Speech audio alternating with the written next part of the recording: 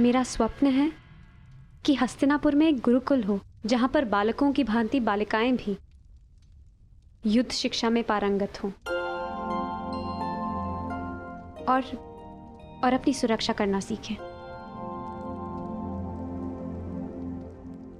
अति उत्तम विचार है पुत्री।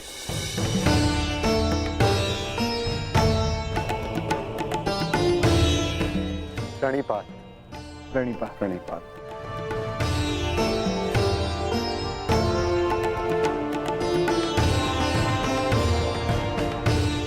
यदि प्रत्येक स्त्री अपनी सुरक्षा में समर्थ हो जाए तो कोई भी पुरुष उस पर अत्याचार नहीं कर पाएगा। यदि वो अबला से सबला बन जाए तो ना ही कोई चीरहरण होगा और ना ही कोई महाभारत होगी।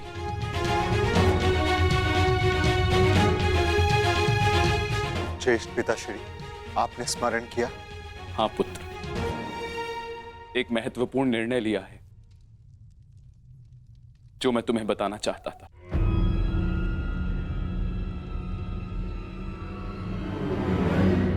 गांधारी, जीवन का हर चरण देख लिया पुत्रों, परंतु अब वानप्रस्थ करके संन्यास ग्रहण करने का समय आ गया है।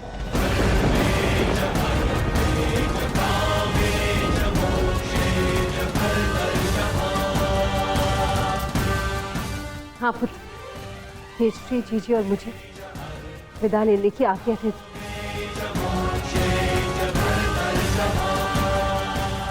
प्रस्थान? किंतु अचानक ऐसे? क्या हुआ माता? कोई समस्या हुई है या हमसे कोई भूल हुई है जिससे आपको कष्ट पहुंचा है? नहीं पुत्रों, तुमने और द्रौपदी ने अपना कर्तव्य कुशलता से पूर्ण किया है और अब हमने निर्णय लिया है कि हम तीनों वानप्रस्थ के लिए प्रस्थान करें।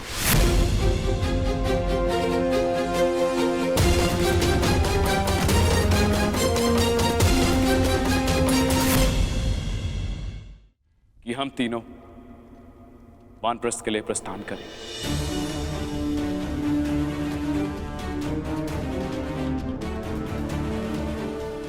पुत्र का मोह आपको जाने भी नहीं देना चाहता और पुत्र का धर्म आपको रोक भी नहीं सकता। आप सबके तप संचय को रोकना भी पाप होगा।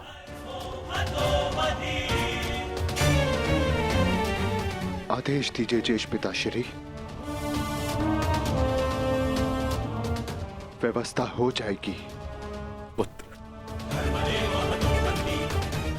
मुझे तुम पर गर्व है।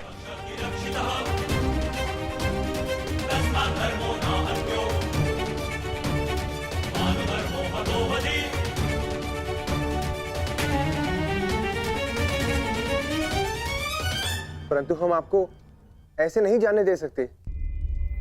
आप सभी के साथ हमें भी एक उत्सव मनाने का सौभाग्य तो मिलना चाहिए ना।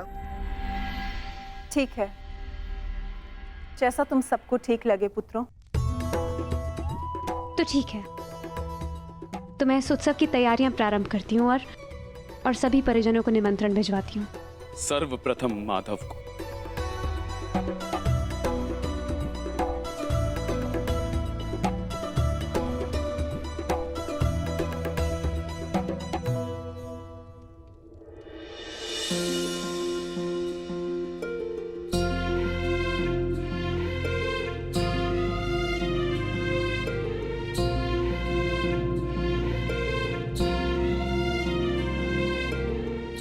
सखी ने निमंत्रण दिया है, स्वीकार करना ही पड़ेगा।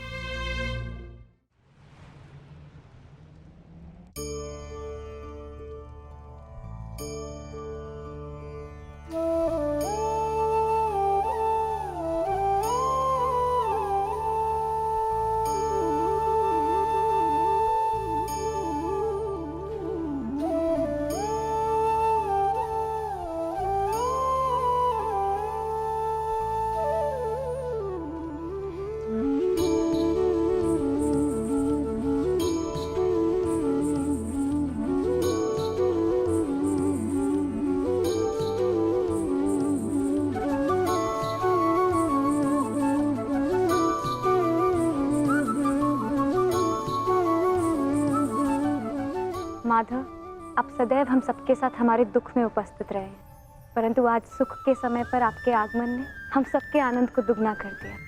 मेरी सखी मुझे निमंत्रण दे और मैं न आऊं?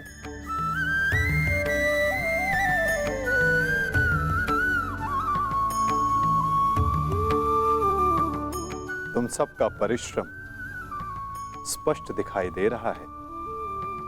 जब प्रेरणा देने वाला शुभ हो तो परिश्रम का फल भी शुभ ही होता है माधव। आइए माधव, अपना स्थान ग्रहण करें।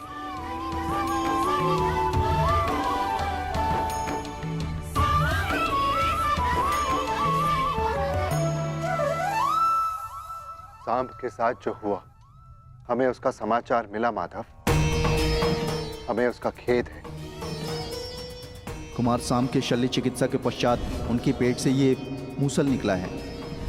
समय का चक्र और नियति को कोई नहीं रोक सकता धर्मराज। परंतु मुझे सदा खेद रहेगा।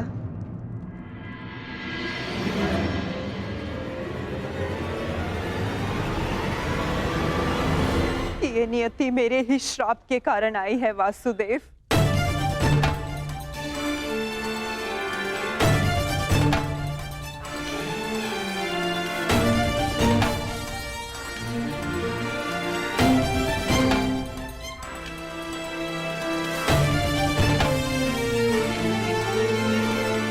प्रणिपात राजमाता। संतोष मिला कि मेरी भूल के पश्चात भी आपका यहाँ आगमन हुआ वासुदेव। नहीं राजमाता, मैं आया क्योंकि मेरा यहाँ उपस्थित होना आवश्यक था। मुझे क्षमा कर दीजिए वासुदेव। बीते समय पर शोक मनाने से कोई लाभ नहीं। आनंदमय तो ये है कि हम सभी आने वाले नए भविष्य का स्वागत करें। कैसा भविष्य माधव? बधाई हो सम्राट, महारानी वृषाली ने पुत्र को जन्म दिया है।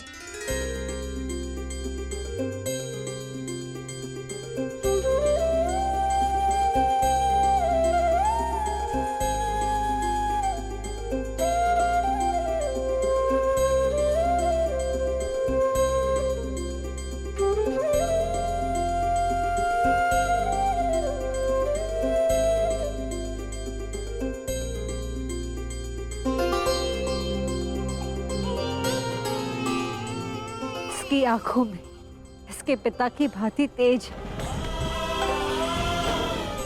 कल्याण हो पुत्र। बुआ श्री, इस बालक का नामकरण कीजिए।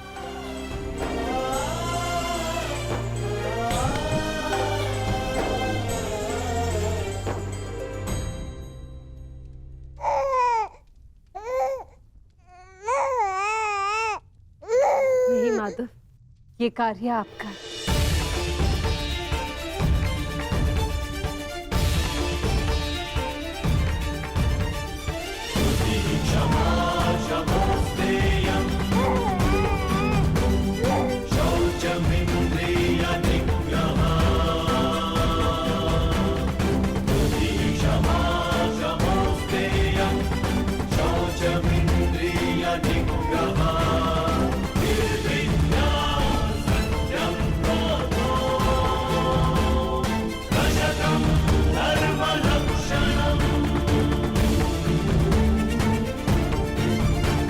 मित्रकर्ण के एक वीर पुत्र का नाम वृषसेन था और इस वीर बालक का नाम है राधे कर्ण पुत्र वृषकेतु। वृषकेतु, वृषकेतु, वृषकेतु।